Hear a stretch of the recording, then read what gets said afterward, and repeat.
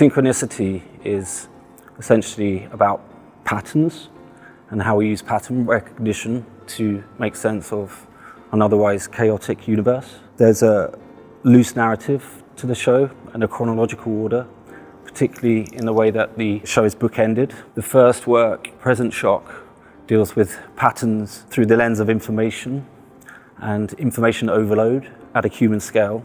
And the last work looks at the wonder of the cosmos for inspiration.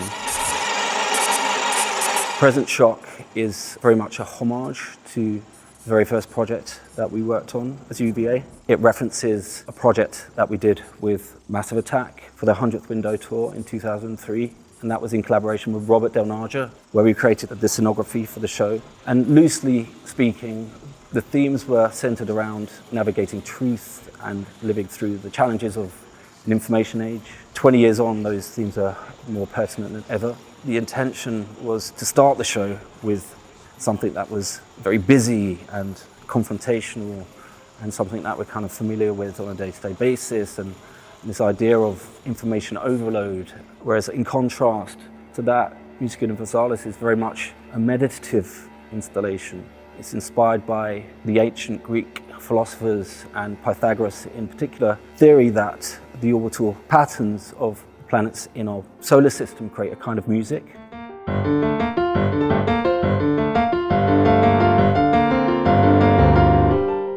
Musicality has been a very important part of UVA's history, and we've always enjoyed this process of working with musicians and the performance aspect to it. Chromatic is what we're calling a software-driven optical instrument, and it explores the harmony of form and the interactions of sound and colour.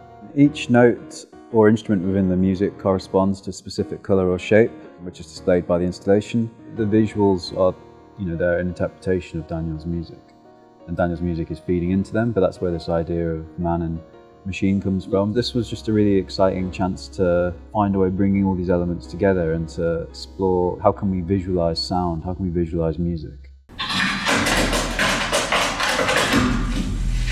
Both Polyphony and Ensemble are kind of looking at the same thing.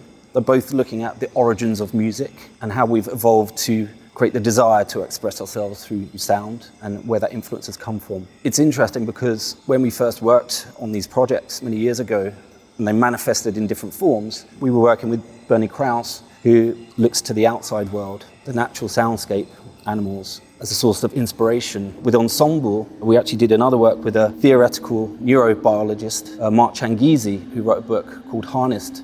And in that, he believes that our sense of musicality comes from the way that we've evolved as a means of survival to move our body, the rhythm and the gait of walking and other kind of expressive bodily movements has directly informed the way that we make music. So it's interesting to kind of look at the same kind of subject, but from two completely different viewpoints.